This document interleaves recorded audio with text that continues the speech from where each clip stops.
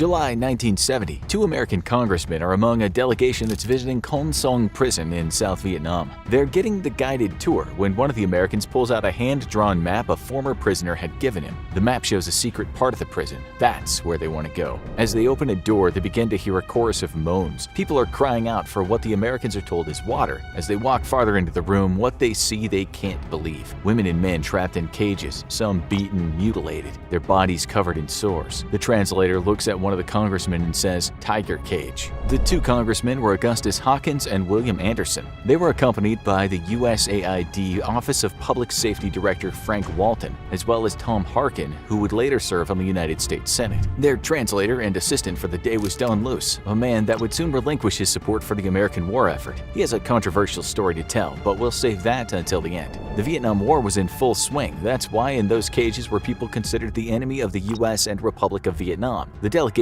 didn't fully understand the ongoing atrocities committed in the prison, and as you'll soon see, other prisons. That day, Tom Harkin took the photos, which were later published in Life magazine article titled "The Tiger Cages of Con Son." The article appalled many people in the U.S., folks who had no idea that such inhumane treatment of prisoners was happening in South Vietnam. They became even more appalled later when released prisoners talked about what had happened to them. But first, let's talk more about what the delegation saw that day. This part of the prison that was not on the guided tour was the punishment block. It was a room with about 120 cells. These weren't ordinary cells, though. They were basically pits in the ground, each with an iron grid for a ceiling. That made it possible for guards to walk over the cells and look inside. Perhaps now and again throw some food down there, or worse. Many of them were open to the sunlight all day, and in Vietnam that sun can be pretty damn strong. These cells were mockingly nicknamed the sunbathe cells. Anyone who's ever been foolish enough to sit under the tropical sun from dawn until dusk will know what damage that can cause. We should say here that these cells weren't the creation of the Vietnamese. The French first made the tiger cells when they were in Vietnam, doing all the terrible things colonists tend to do from time to time. The Americans described the cells as being around 5 feet wide, 6 feet long, and 6 feet deep. That wasn't much space when there were usually 6 or 7 prisoners wallowing down there. We don't need to tell you that the cells weren't fitted with modern conveniences, so the stench from human waste was unbearable.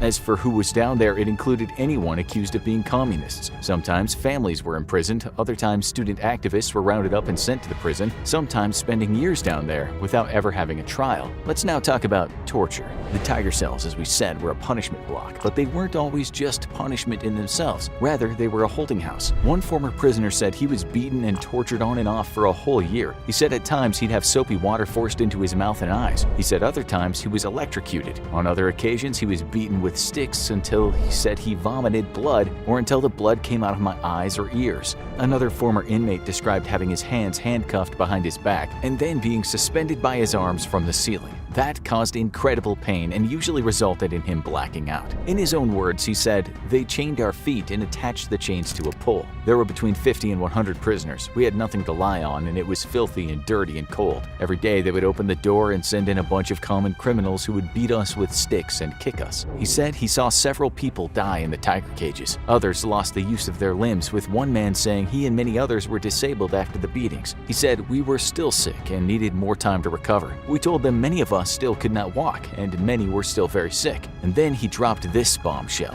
He said the older tiger cages were being replaced by new ones, with the new torture cells paid for by the U.S. and built by an American contractor. That contractor, we discovered after some research, was the construction consortium Raymond, Morrison, Knutson, Brown, Root, and Jones. The deal was worth $400,000 and was paid for by the U.S. military. It's about $2.7 million in today's money, a mere speck in the vast and costly tapestry of war. These new cages were smaller, so only one prisoner stayed in them at a time, but this created another kind of evil. The guards would open the iron grills and jump in with the prisoner, beating him senseless. The prisoners were so weak they couldn't fight. Each day they were only given enough water to barely survive. Food-wise, they were given 2 spoons of rice. That's hardly enough calories to sustain human life. That same prisoner said they received more beatings because we asked for more food and more water. He said a man named Levon An was beaten to death, and so was a Buddhist monk. When investigations into the torture and deaths happened later, Later, all the prisoners told the same story. One of them said, "Each of us went through a similar ordeal." It's hard to say just how many political prisoners were held on both sides of the war. The Saigon government said the number was 5,000, but the New York Times in 1973 said it was more like 20 to 30,000, with some estimates being as high as 200,000.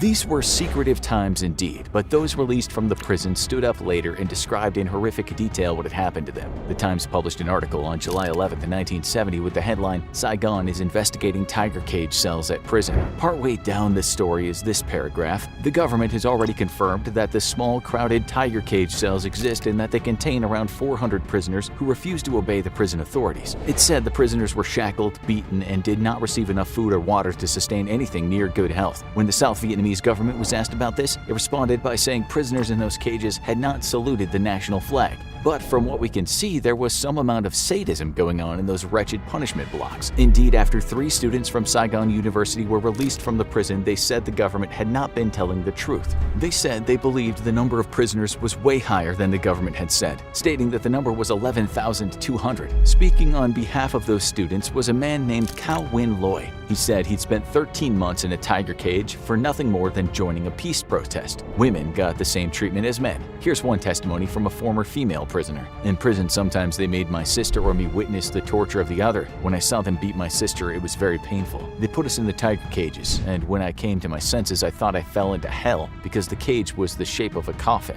There is a kind of happy ending to her story, though. She also said she was released. She wrote, "The happiness made tears pour down. I couldn't walk. I was paralyzed. I was cured in months after, but at the time of my liberations, my legs were still very weak." As for other kinds of tiger cages, you can look no further than Phu Quoc Prison. It housed mostly Viet Cong and North Vietnamese soldiers, some of whom held a high rank. Today, the prison is a museum that shows how conditions were back then, replete with tiger cages. These cages were no hole in the ground, and they certainly weren't large enough for a bunch of guards to get in there and commit themselves to an orgy of violence. They must, however, have been an awful way to spend your time, under the sun all day at the mercy of a guard's sticks, biting ants, snakes, and likely the occasional giant centipede. Today, you can visit the prison website, which shows one man-like doll in a tiger cage who looks like he's supposed to be dead. If he's not, he's missing half a leg and is covered in cuts and bruises. Below the photo is the text. At the time, thousands of prisoners died in the prison because they couldn't stand tortures. In quite disturbing detail, the website talks about punishments that happened outside of the tiger cages. It shows one prisoner being blinded by high-powered lights. Another picture shows a guard popping out a man's teeth with a stick.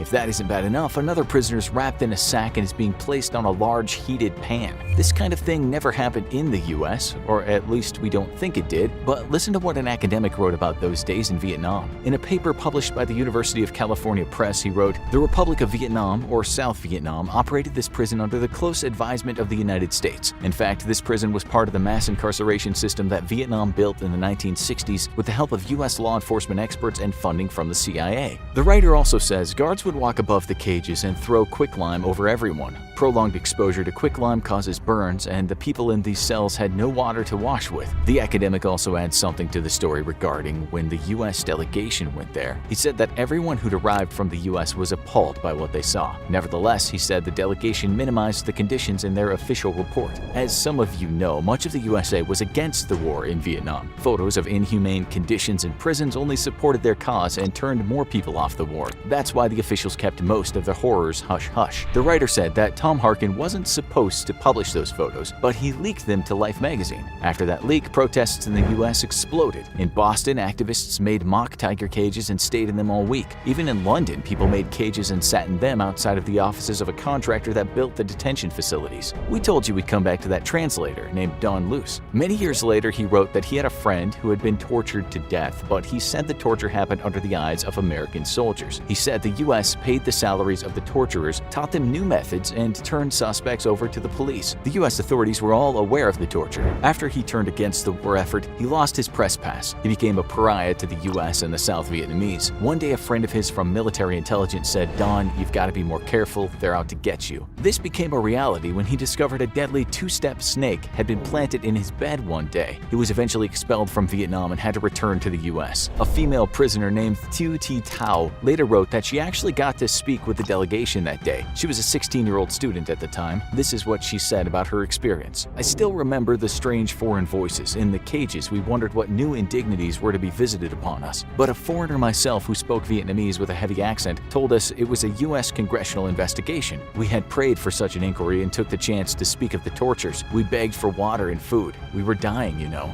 After the Life magazine expose, Congressman Philip Crane went to the prison to see what was up. His remarks have since been called racist, and he obviously either lied or wasn't shown something similar to what had been happening before. He said the tiger cages are cleaner than the average Vietnamese home. This didn't convince the activists, of course. We'll finish with a quote that Don Luce liked to say at times, in reference to the war. It's from the poetry of the Vietnamese Buddhist monk Thich Nhat Hanh.